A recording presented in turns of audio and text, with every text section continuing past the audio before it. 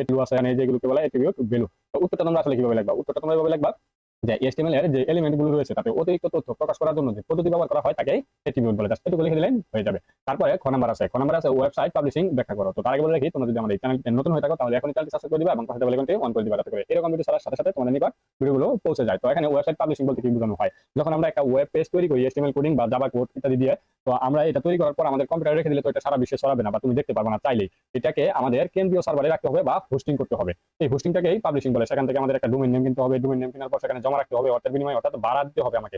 সেই ভাড়ার বিনিময়ে যখন সেখানে জমা রাখবো, সেই জমা রাখার জায়গা থেকে কিন্তু যখন গ্রাহকরা চার্জ দিবে সেখানে রেসপন্স যাবে, সেখান থেকে সেই ডাটাটা ব্যবহারকারী পেয়ে যাবে। তো এটার জন্য আমাদের পাবলিশিং করতে হবে। তো উত্তরটা তোমরা এভাবে লিখতে পারো যে ওয়েব পেজগুলোকে ব্রাউজারে প্রদর্শনের জন্য অর্থাৎ পাবলিশিং করার জন্য একটি নির্ভরযোগ্য ওয়েব সার্ভারে হোস্টিং করার প্রক্রিয়া হলো ওয়েবসাইট পাবলিশিং। এটুকু দিয়ে আমরা কি বুঝতে পারছি? আমি একটা ওয়েব পেজ বা একটা ওয়েবসাইট তৈরি করছি, এটাকে কি করতে হবে? বড় যে কোম্পানিগুলো আছে সেই কোম্পানিতে একটা কেন্দ্রীয় সার্ভার থাকে যারা এই ওয়েব পেজগুলো পাবলিশ করে থাকে, সেখানে আমাকে অর্থের বিনিময়ে জমা রাখতে হবে। আর এই জমা রাখাটাকে আমাদের পাবলিশিং বলে। ওয়েবসাইট পাবলিশিং করার জন্য একটি নির্দিষ্ট ওয়েব সার্ভার, কম্পিউটার বা আইপি অ্যাড্রেস প্রয়োজন হয়। এই যে আইপি অ্যাড্রেস কি? আমি ধরো যে ঢাকা শিক্ষা বোর্ডের যে ওয়েবসাইট আছে, ঢাকা এডুকেশন বোর্ড বা ঢাকা এডুকেশন বোর্ড, এটা কি আমাদের এই যে ঢাকা এডুকেশন বোর্ড, এটা কিন্তু আমাদের একটা ডোমেইন নেম। এই ডোমেইন নেমের একটা আইপি অ্যাড্রেস থাকে। এর বিপরীতে কি থাকে? আইপি অ্যাড্রেস থাকে, সেটা কি আমাদের নাম্বারে থাকে। কি সেটা আমাদের নাম্বার থাকে। এই যে নাম্বারটা, নামের বিপরীতে যে নাম্বার থাকে এটাকেই আইপি অ্যাড্রেস বলা হচ্ছে এখানে। তো এই আইপি অ্যাড্রেসটা আমাদের নিতে হয় মূলত ওয়েবসাইটটি যে সার্ভারে থাকবে সেখান থেকে ব্রাউজার প্রদর্শনের জন্য আলফা নিউমেরিক সমন্বিত একটি আইপি অ্যাড্রেস প্রয়োজন হয়। আলফা নিউমেরিক মানে কি? এই যেটা সংখ্যায়, এই ধরনের আইপি অ্যাড্রেসকে ডোমেইন নেম বলে। এই ডোমেইন নেম ব্যবহার করে ওয়েবসাইটকে পাবলিশ বা ওয়েবসাইটটি পাবলিশ করা হয়। জাস্ট এটুকু লিখে দিলেই হয়ে যাবে। এটুকু লিখতে পারলে স্যার তোমাকে 2 থেকে 2 দিতে বাধ্য থাকবে। যাই হোক, আমরা চলে যাচ্ছি এখন গ নাম্বারে। কি বলছে? উদ্যোগ লিখিত ওয়েবসাইটটি তৈরির জন্য HTML কোড লেখো। এটার জন্য আমাদের HTML কোড লিখতে হবে। যাই হোক, আমরা HTML কোড লিখব। আমরা কোডিং সফটওয়্যারে চলে যাচ্ছি। তো এখানে আমাদের কি করতে হবে? সর্বপ্রথম HTML দিয়ে শুরু করতে হবে। HTML, তারপর কি আছে? বডি, তারপর কি আছে? টেবল। দেখো টেবলটা দিয়ে দিলাম। তারপর কি আছে? এখানে টিআর, তারপর টিডি। এগুলো হচ্ছে আমাদের ট্যাগ, বেসিক ট্যাগ। এখানে আমরা কিন্তু অ্যাট্রিবিউট ব্যবহার করি নাই। আস্তে আস্তে আমরা অ্যাট্রিবিউট দিয়ে আমরা এটা সাজাবো। তো এখানে কি আছে? আমাদের এই যে হাইপারলিংক করা আছে, তো ট্যাগ দিতে হবে। ট্যাগ এখানে কি আছে? www.yahoo.com। এখানে আমাদের নিয়ে যাবে। এখানে আমাদের নিয়ে যাবে কি করলে? মানে কোথায় ক্লিক করলে? এই যে এখানে ইয়াহু লেখায় ক্লিক করলে, yahoo.com লেখায় ক্লিক করলে দেখো তো হয়ে গেছে। এখন আমাদের তো এখানে টেবিল আছে, কিন্তু এই যে yahoo.com আসলো ঠিক, কিন্তু আমাদের কোনো টেবিল আসে নাই। যদি আমরা এখানে টেবিল দিচ্ছি, তো টেবিলটাকে সাজসজ্জা করতে হবে। টেবিলের বর্ডার আমরা দিয়ে দিব। টেবিল বর্ডার দিয়ে দিব কত? 1। এই যে আমরা এখানে বর্ডার দিলাম, এটা হচ্ছে আমাদের অ্যাট্রিবিউট। কোন নাম্বার যেটা দেখলাম, এই বর্ডার না দেওয়ার কারণে কিন্তু আমাদের এখানে টেবিলই আসে নাই। তো এই দেখি আমাদের টেবিলকে সাজাতে হবে। সাজানোর জন্য আমরা কি অ্যাট্রিবিউট ব্যবহার করছি। তারপর এই যে দুইটা লাইন চলে আসছে, এটার জন্য আমাদের কি দিতে হবে? Sales spacing. সেলস স্পেসিং কত দিতে হবে? 0 দিতে হবে। 0 দিয়ে দিলাম, এখন একটা লাইন হয়ে গেছে। তারপর এটা কি? আমাদের এই যে টেবিলটা একটু বড় সড়ো হবে, এই যে এইটুকু পর্যন্ত হবে। তাই এখানে টেবিলটা কি করবো? ওয়েটটা বাড়িয়ে দিব। ওয়েট বাড়িয়ে দিব। এখানে তুমি তোমার ইচ্ছা মতো দিতে পারো। আমি 40% দিয়ে দেখি কি হয়। 40% দিলাম। তো 40% না দিয়ে আমি এখানে 50% দিতে পারি।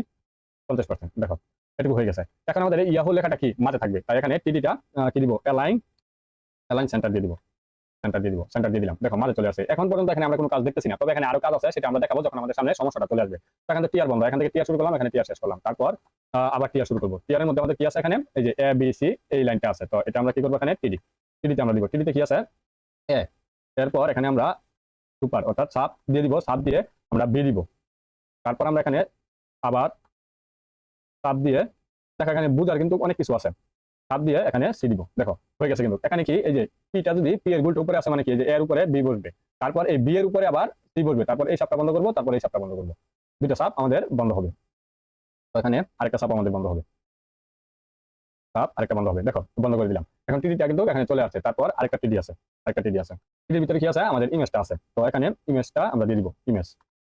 ইমেজে আমাদের কি আছে? এই যে আমি আগেই বলছিলাম ফুলের জায়গায় কিন্তু তোমাদের রোজ দরজা বিধি দেওয়া আছে। তো এই লেখাটা আমরা লিখে দিব। লেখাটা লিখে দিলে আমাদের এখানে এই যে ফুল টার্ম চলে আসবে। এখন এখানে দেখো যে ইয়াহু লেখাটা এই পাশে চলে আসে, এবিসিটা এই পাশে চলে আসে। তো আগে আমরা ছবির সাইজটা ঠিক করে নিই। ছবির সাইজটা যদি আমরা ঠিক করে নিই, ওয়েট ওয়েট আমরা 20 দিতে পারি বা 50 দিতে পারি বা 60 দিতে পারি।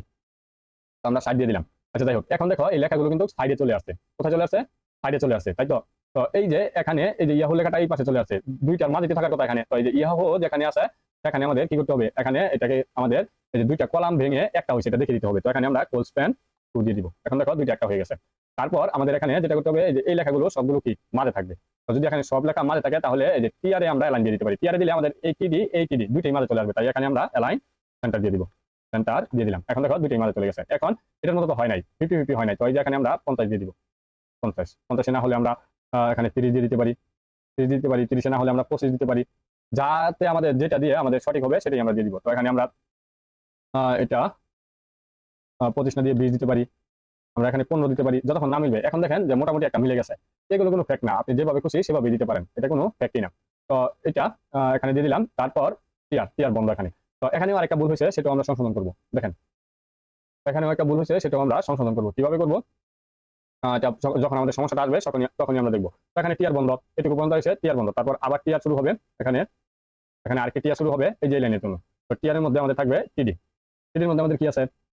আছে এস, তারপর এস ইউ বি 2, তারপর কি আছে? এস ও, তারপর নিচে আরেকটা আছে 4, তাই এখানে আবার দিতে হবে।